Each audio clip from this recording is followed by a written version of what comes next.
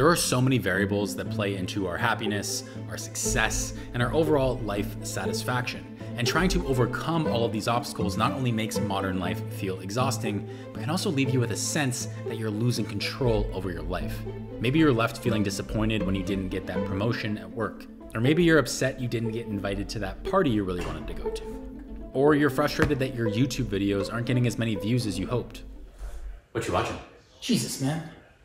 I'm watching your video. You literally forced me to. That's good. That's good. I'm just checking in. Situations like this often leave us feeling like our world is spinning out of control because no matter how hard we try, we just can't seem to change anything. But what if I were to tell you that the issue isn't the amount of effort that you're putting in, it's actually that you're putting effort into the wrong things. And today I want to share with you an idea that will show you where to focus your energy instead so that you can feel like you're regaining control despite any obstacles that life may throw your way. The best thing about this idea is that it's been used for thousands of years by some of history's greatest minds, and it can be applied in any area of your life for instant results. And in order to better explain this idea, I actually want to talk to you guys about Rubik's Cubes. You see, when I was younger, I used a speed cube, which essentially is just a fancy way of saying that I didn't know how to talk to girls. I mean, I still don't, but at least I can say that I've solved one of these things in 12 seconds. Now, I'll let you decide which one's more important. You see, when you're trying to solve a Rubik's Cube really fast, occasionally what will happen is that the cube will literally just explode in your hands. And when you go to reassemble the cube, what can end up happening is that you'll put a single piece in the wrong way, and it'll create something called a parity error. Without getting too much into the weeds, a parity error essentially means that this cube is now unsolvable. So no matter how hard you try, how much effort you put in, how many times you mix up the cube and try and solve it again, you will never, ever solve this. Eventually you'll get frustrated and your hopes of ever solving the cube will slowly diminish to zero. And the only realization you need to have to make yourself feel better is to realize that solving this cube is completely outside of your control. You see, this is the exact same reason why people feel like their lives are spinning out of control. They hopelessly pour time and energy into things that they ultimately have no control over.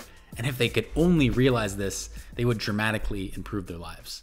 You see, this is actually the core idea behind the philosophy of Stoicism. There's actually a name for this concept, and it's called the dichotomy of control. And essentially it outlines that all things in life can be categorized into one of two buckets. First are things that are within our control, and the second are things that are outside of our control. Things that are outside of our control are things like other people's thoughts and actions,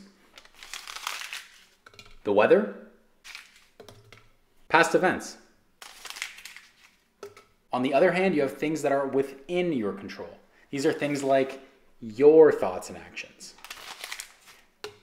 Whoops. Your beliefs. Oh my God. Your emotions. Let's see if I can get it this time. Oh.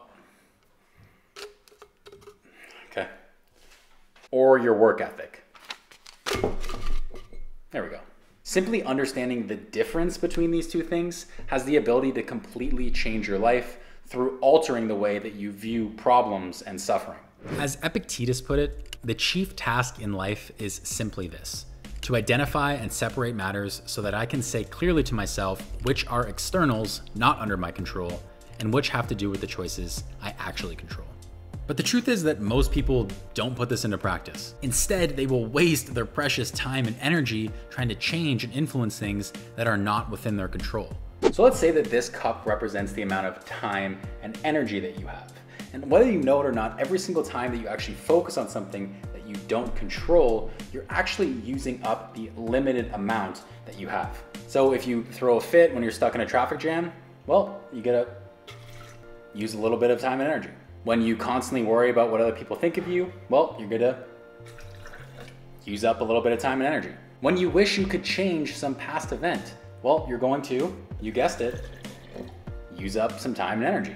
And if you're not aware that you're doing this, you're going to continue to waste your time and energy, and eventually you're not gonna have any left. But the amazing thing about the dichotomy of control is that it actually gives you a freedom that you didn't have before, which is the freedom to choose if you want to suffer. When you encounter an obstacle in your life, simply ask yourself, can I do something about this? If the answer is no, great, then stop worrying about it. But if you can change it, then go and do something about it.